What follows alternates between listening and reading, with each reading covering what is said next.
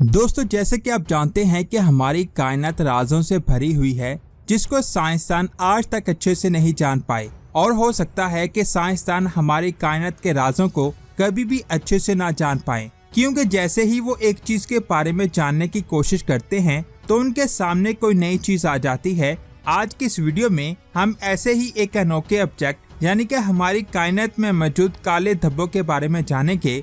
आखिर हमारी कायनात में मौजूद इस खाली जगह का राज क्या है जिसमें ना कोई स्टार और ना कोई चमकने वाली चीज है। आखिर इस खाली जगह के पीछे का राज क्या है, ये आप जानोगे आज की इस वीडियो में, तो पूरी वीडियो वॉच कीजिएगा। वीडियो शुरू करने से पहले आपसे गुजारिश है कि अगर आपने हमारे चैनल को सब्सक्राइब नहीं किया तो जल्दी से हमारे चैनल को सब्सक्राइब करने के साथ साथ हमारी वीडियोस को लाइक और शेयर जरूर करें। दोस्तों, जब हम रात को आसमान की तरफ देखते हैं तो हमें हर तरफ स्टार्स नजर आते हैं, जिसकी वजह से बहुत सारे लोगों का मानना है कि हमारी कायनात में हर तरफ स्टार ही स्टार्स हैं। लेकिन जब साइंसदानों ने पहली बार कॉस्मिक वॉइड को डिस्कवर किया तो उन्हें पता चला कि हमारी कायनात उनकी इमेजिनेशन के बिल्कुल उलट है। साइंसदान का मानना था कि गैलेक्सीज, गैलेक्टिक सुपर क्लस्टर्स और हमारी कायनात का मैटर हर जगह एक जैसा फैला हुआ है। लेकिन 1978 में उन्हें महसूस हुआ कि गैलेक्टिक सुपर क्लस्टर बहुत बड़े एरिया में फैला हुआ है और ये हमारी कायनात के सबसे बड़े स्ट्रक्चर हैं, और हमारी कायनात एक जल की तरह है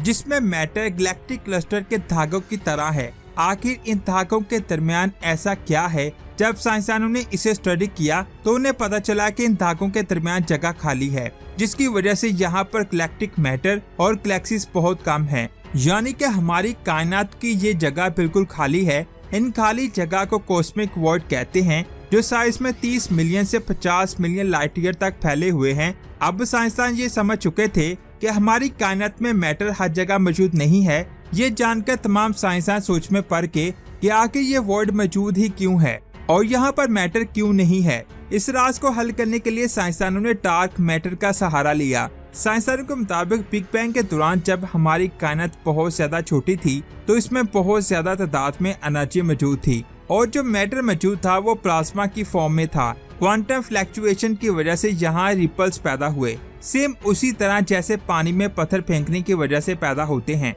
और जब हमारी कायनात में फैलाव पैदा हुआ तो इसका मैटर रिपल्स की वजह से धागों में तकसीम हो गया, और फिर हमारी कायनात का मैटर एक जगह पर इकट्ठा होने लगा। सबसे पहले डार्क मैटर इकट्ठा हुआ और फिर इसने नॉर्मल मैटर को अपनी तरफ खींचना शुरू कर दिया, जिसकी वजह से ये मैटर भी धागों की शक्ल में इकट्ठा हो गया, और फिर गैलेक्टिक सुपर क्लस्टर भी इसी मैटर में बने, जिसकी वजह से हमारी कायनात का स्ट्रक्चर एक जल की सूरत में बन गया। ये बात आप जान लें, डार्क मैटर की थ्योरी ने वॉइड की मौजूदगी को अच्छे से एक्सप्लेन किया है, और हमें पता चला है कि आखिर ये वॉइड क्यों बनते हैं। जैसे कि आप सब जानते होंगे कि हमारी कायनात चौंका देने वाले राजों से भरी हुई है, जिसकी वजह से हमारे सामने कोई ना कोई पुरस्कार चीज आती रहती है। ऐसा ही कुछ वॉइड के साथ हुआ।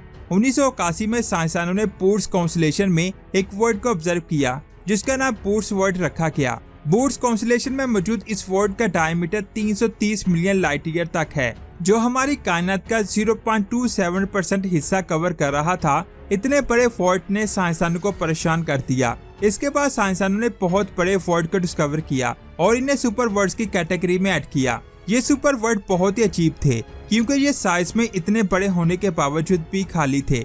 ऐसा बिल्कुल भी नहीं है कि इन वॉइड्स में मैटर मौजूद नहीं है। अगर बात की जाए पूर्स वॉइड की तो इसमें भी कुछ गैलेक्सीज मौजूद हैं। जब साइंसदानों ने इसे ऑब्जर्व किया तो उन्हें पता चला कि इसमें टोटल 8 गैलेक्सीज हैं। लेकिन जब मजीद ऑब्जर्व किया गया तो पता चला इस वॉइड में टोटल 60 गैलेक्सीज मौजूद हैं। यहाँ पर आप ये सोच रहे होंगे कि अगर इसमें 60 गैलेक्सीज मौजूद हैं तो फिर हम इसे वॉइड क्यों कह रहे हैं। साइंसदानों के मुताबिक अगर इसे बाकी की कायनात से कंपेयर किया जाए तो जितना ज्यादा एरिया इस वॉइड ने कवर किया है, इतने एरिया में से 5 से 10 हजार गैलेक्सीज मौजूद होनी चाहिए। लेकिन पूर्स वॉइड में सिर्फ 60 गैलेक्सीज मौजूद हैं। यहाँ पर मैं आपको बता दूं, पूर्स वॉइड हमारी कायनात का सबसे बड़ा वॉइड नहीं है, बल्कि ये वॉइड की लिस्ट में 71 नंबर पर आता है। साइंसदानों के मुताबिक अगर हमारी स्पेन पूर्स वॉइड में मौजूद किसी गैलेक्सी में होती तो हमारा आसमान जैसा दिखाई देता है वैसा बिल्कुल भी नहीं होता। जितने स्टार्स हमें आज नजर आते हैं इतने बिल्कुल भी नहीं आते।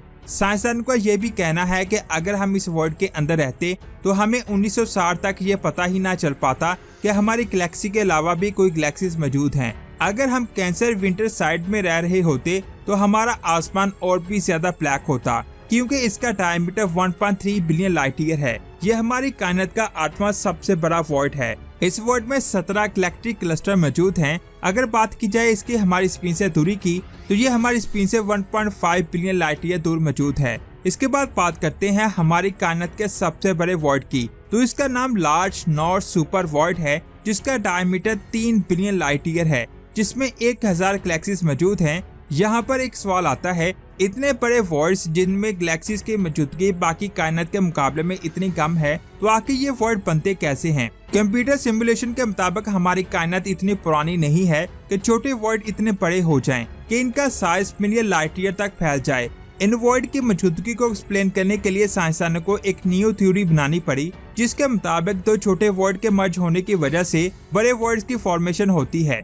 इस थ्योरी में साइंसदानों ने जो सबसे हैरान कर देने वाली चीजें ऑब्जर्व की हैं, वो थी तमाम वॉइड्स में गैलेक्सीज का एक ही स्ट्रक्चर में इकट्ठा होना। साइंसदानों के मुताबिक हमारी कायनात के सबसे बड़े सुपर वॉइड में जो गैलेक्सीज मौजूद हैं, वो किसी ट्यूब के स्ट्रक्चर में इनके बीच मौजूद हैं, जिसे देखकर साइंसदानों ने ये दावा किया कि एक ट्यूबुलर स्ट्रक्चर उस वक्त बन सकता है जब दो छोटे वॉइड्स आपस में कोलैप्स होते हैं और वो गैलेक्सी जो इनकी बाउंड्री पर मौजूद है वो बिल्कुल सही हो। अगर बात की जाए पूर्स वॉइड की, तो इसमें भी गैलेक्सीज की मौजूदगी एक ट्यूबुलर स्ट्रक्चर में ही है, जिसकी वजह से हमें इस थ्योरी के एविडेंस मिले हैं। ये सेम उसी तरह है जिस तरह दो बबल्स आपस में टकराकर एक हो जाते हैं और फिर साइज में एक बड़ा बबल बन जाता है। तो दोस्तों, अब तक हमने वॉइड्स के बारे में बहुत कुछ जाना है। आपका इसके बारे में क्या ख्याल है, नीचे कमेंट्स करके बताएं। वीडियो अच्छी लगी तो लाइक करने के साथ साथ इसे आगे भी शेयर करें और ऐसी ही अमेजिंग वीडियोस को देखने के लिए हमारे चैनल को सब्सक्राइब करके बेल आइकन को प्रेस करें। अपना बहुत सारा ख्याल रखें। अल्लाह हाफिज।